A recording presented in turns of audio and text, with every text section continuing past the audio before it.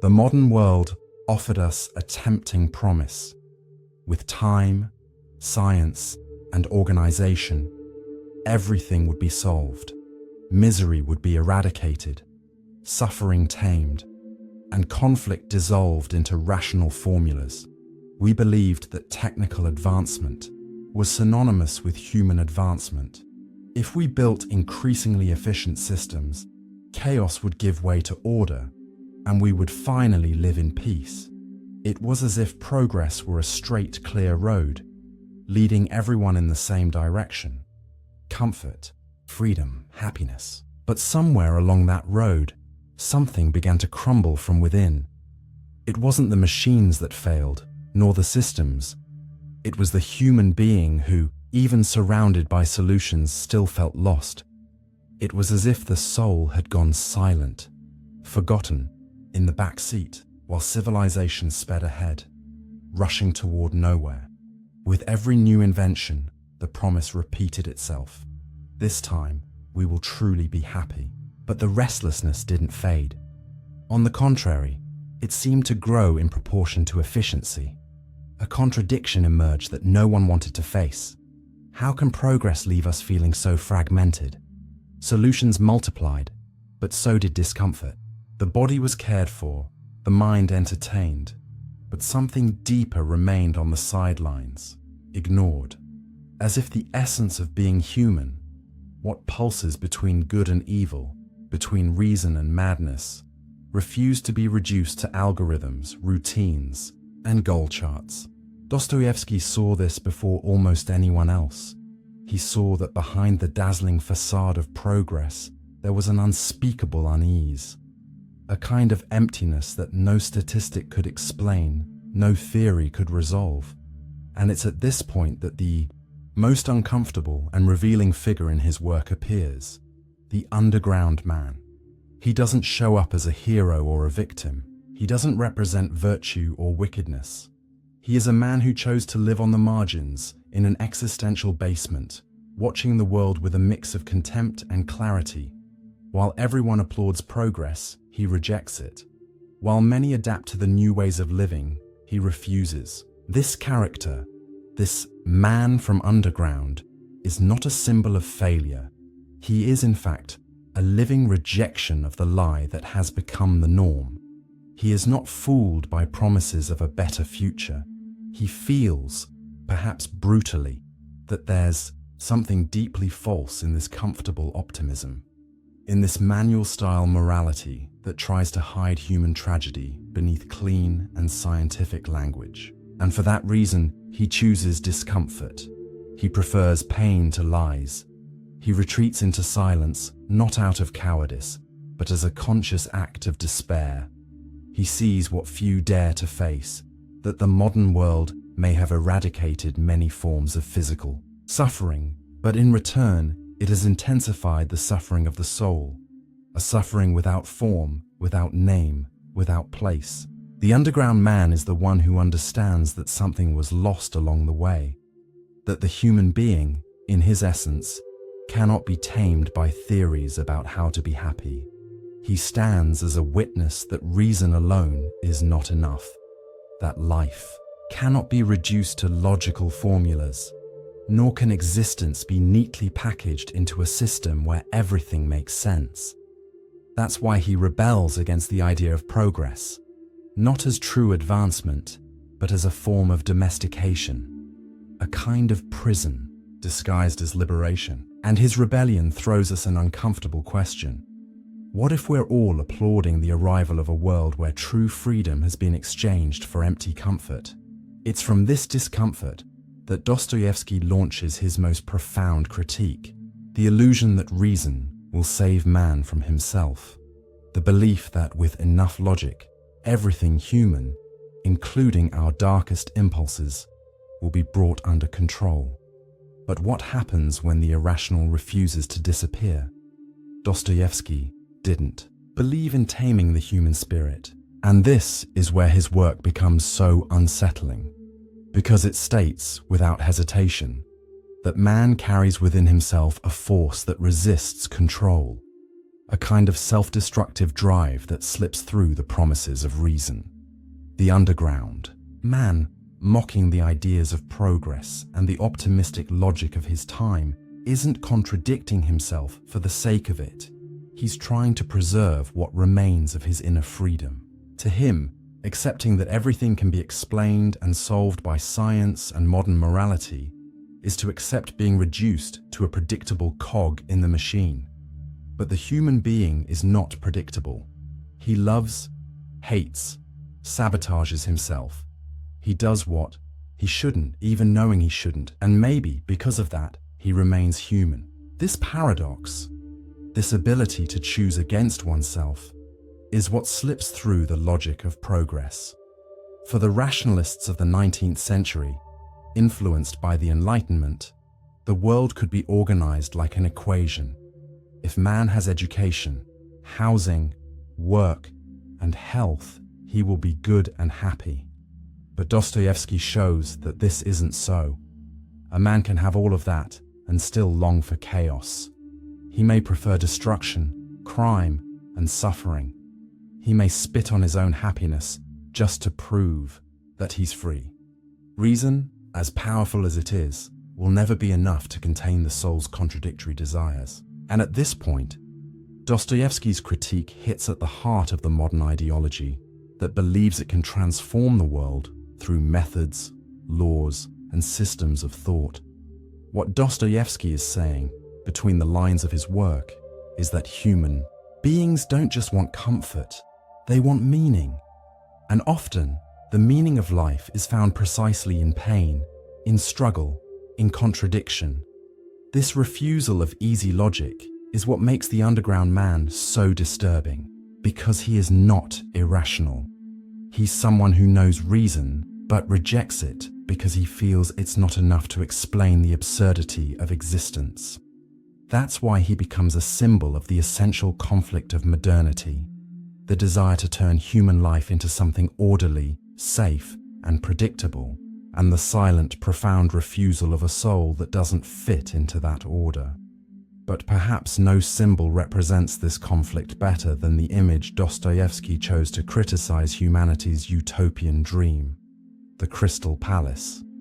Erected as a symbol of architectural perfection and triumphant civilization, the Crystal Palace represented, for many, the pinnacle of human progress, a place where everything was light, transparency, and order.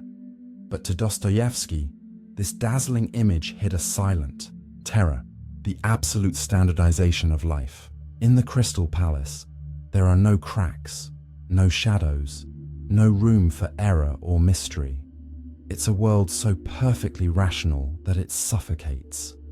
In that place, freedom loses all meaning, because there's nothing left to choose.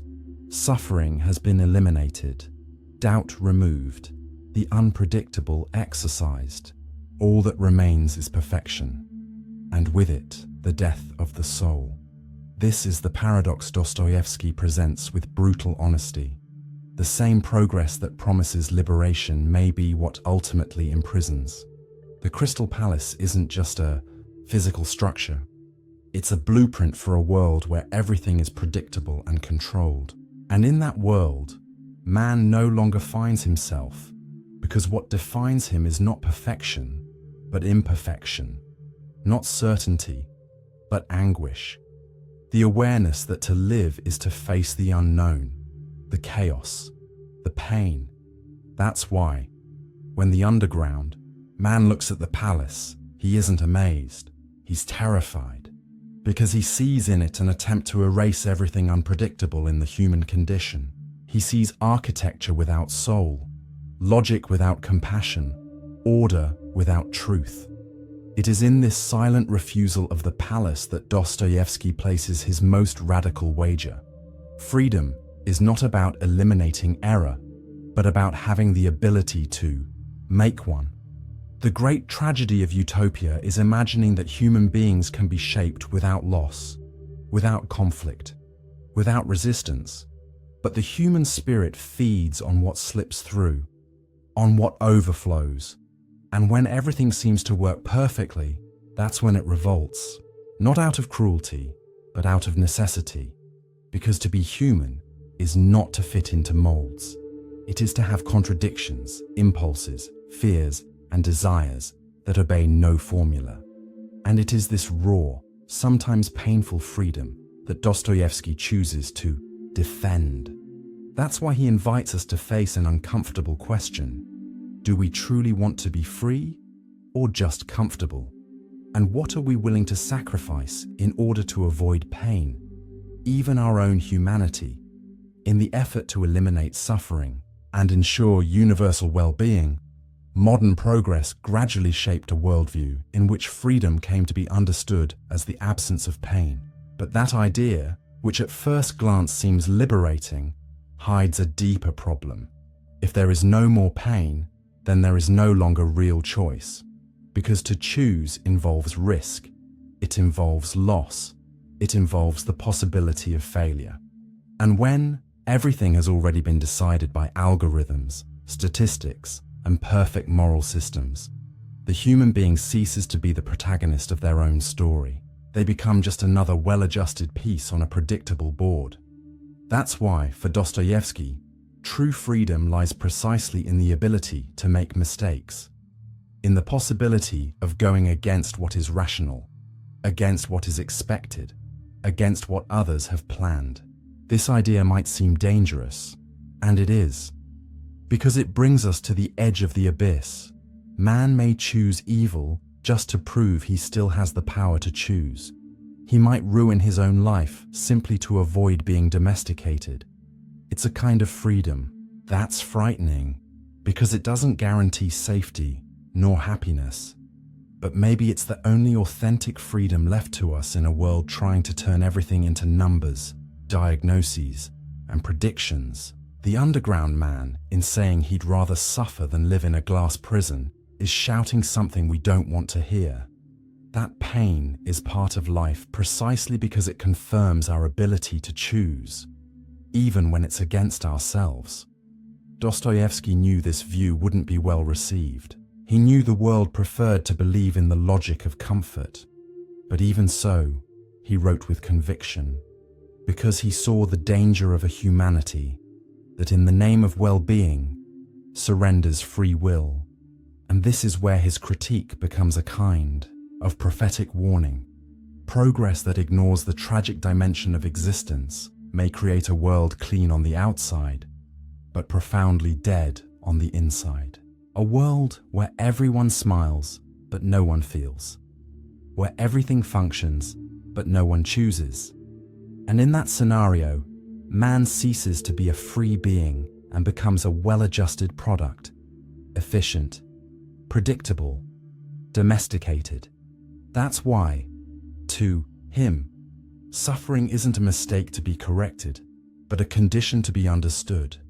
Because it is in pain that the human being finds what makes him unique, the awareness of his own complexity, and perhaps also the chance not to surrender to the easy comfort that turns him into something less than he is.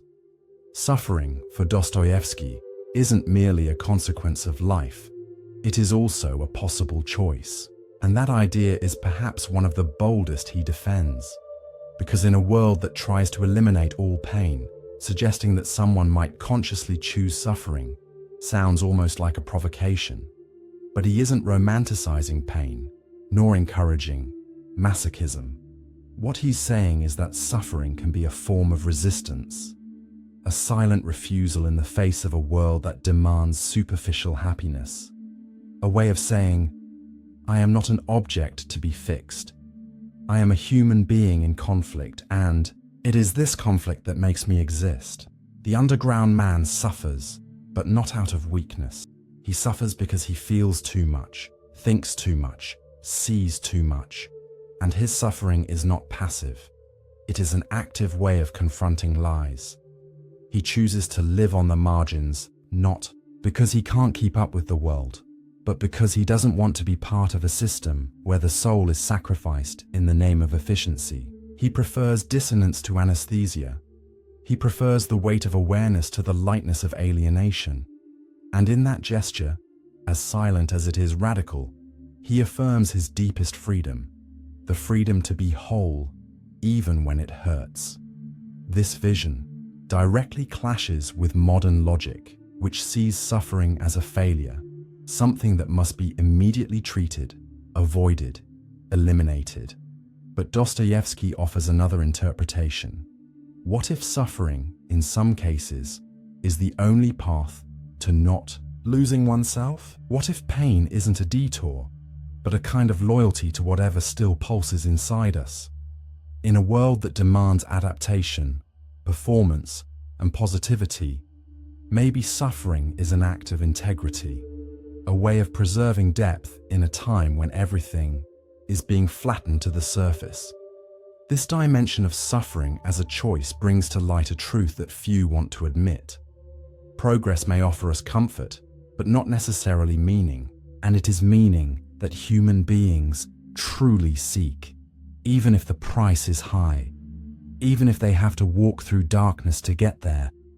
Because without meaning, life may seem perfect, but it becomes nothing more than a soulless repetition. And it is precisely at this point that Dostoevsky's critique of progress becomes even more piercing. He doesn't attack material advancements, but the emptiness growing in their shadow. It's precisely because he recognizes that emptiness that Dostoevsky turns his gaze to what modernity prefers to ignore, the human soul.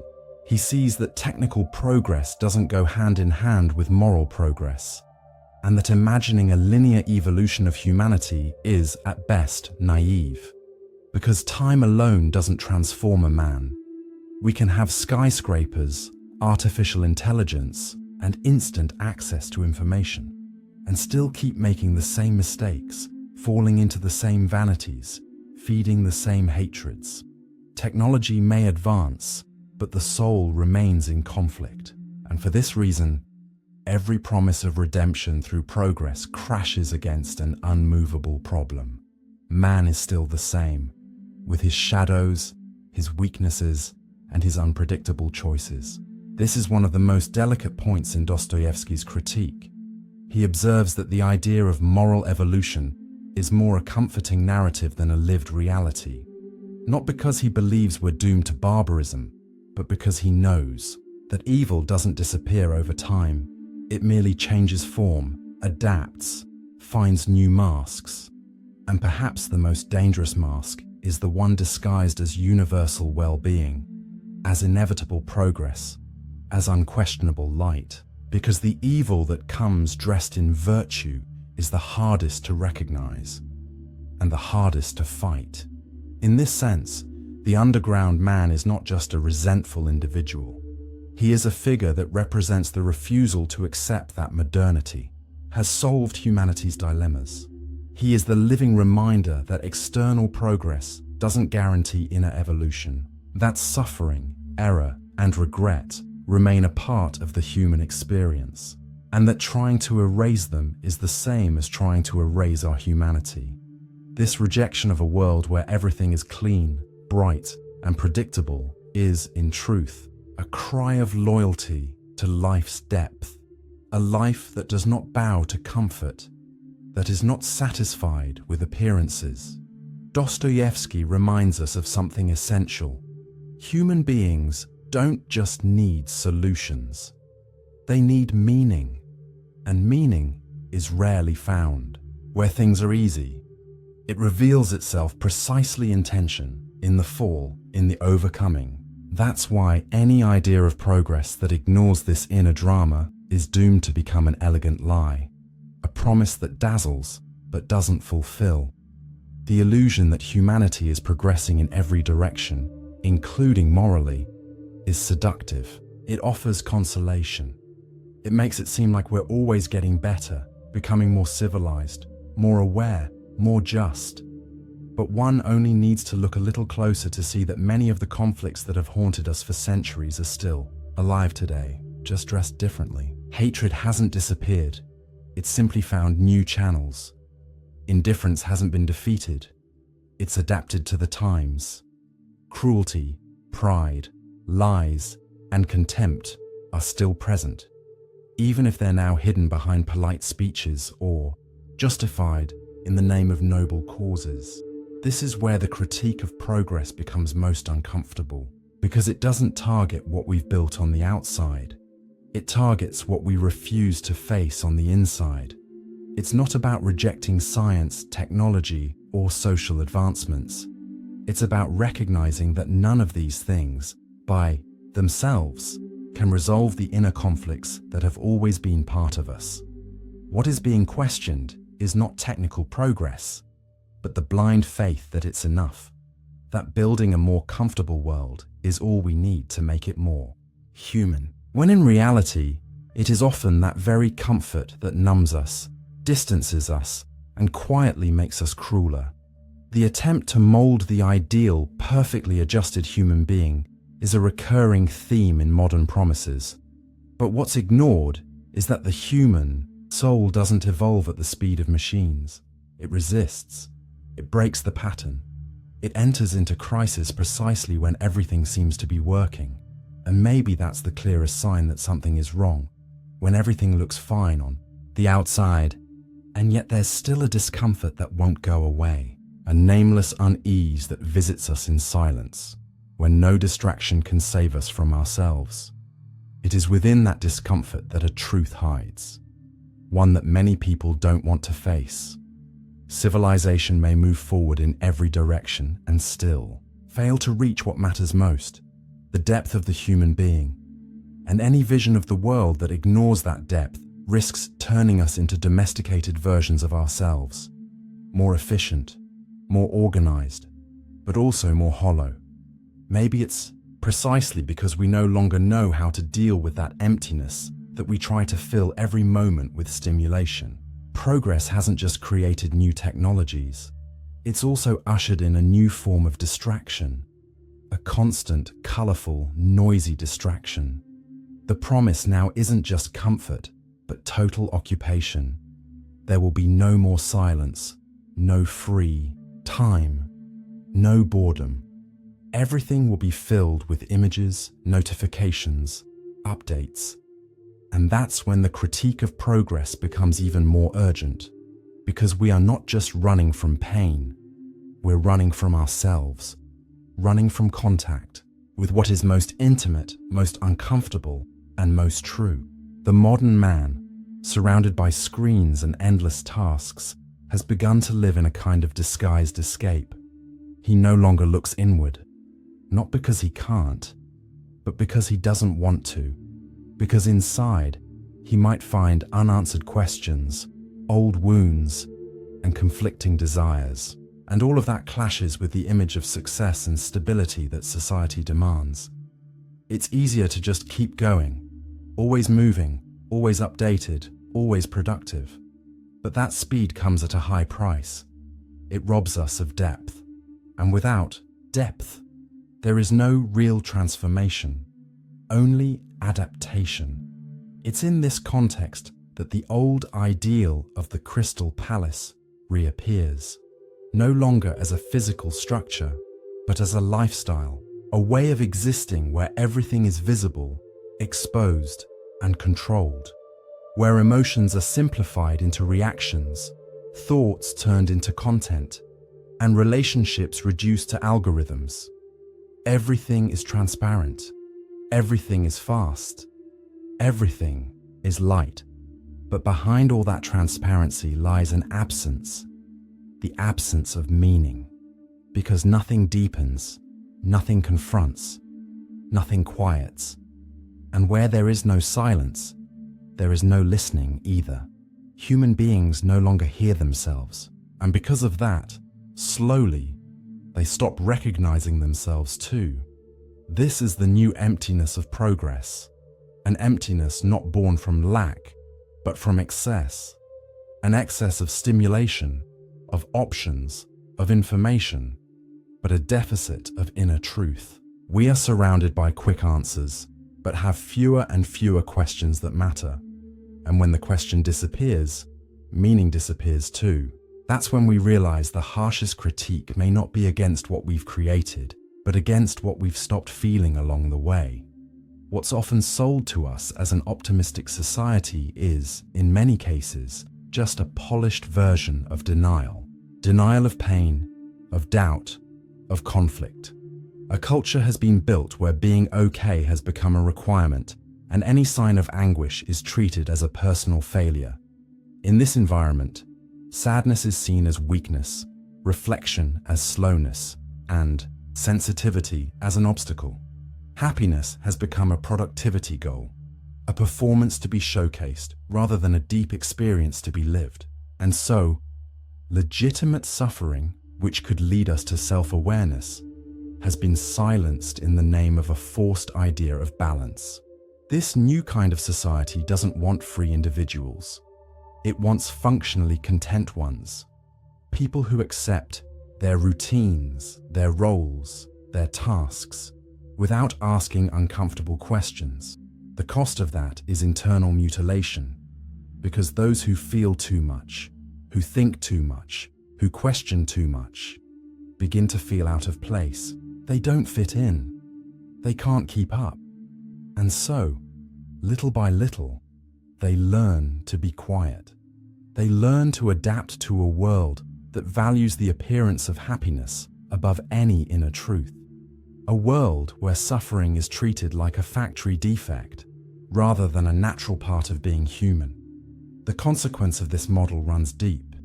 We become emotionally fragile, unable to deal with frustration, with loss, with silence. At the first sign of discomfort, we seek distractions or diagnoses. We look for blame, for someone to fault, for shortcuts. But we avoid the essential question: what is this discomfort trying to show me?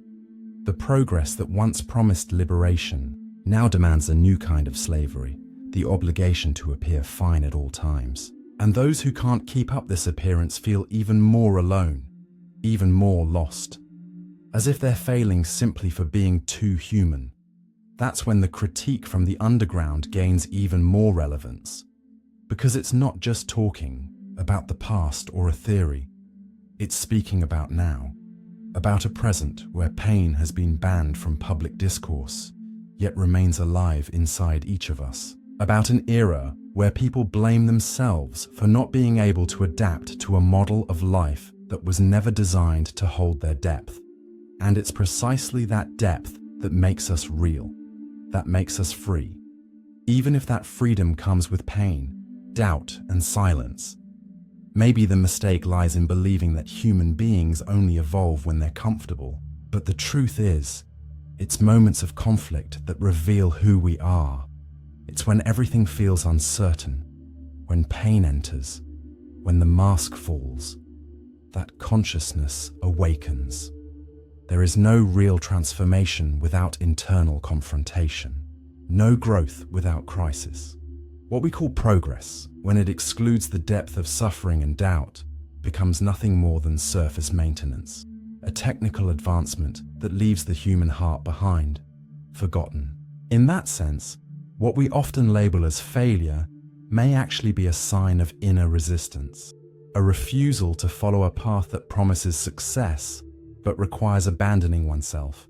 And what we see more and more are people who can no longer bear to smile when they don't feel joy, who no longer want to fake strength when they feel shattered inside, because there is a hidden wisdom in pain, a wisdom that can't be taught by manuals nor passed along through slogans, a wisdom that can only be discovered by those brave enough to stop, to feel, and to not run away.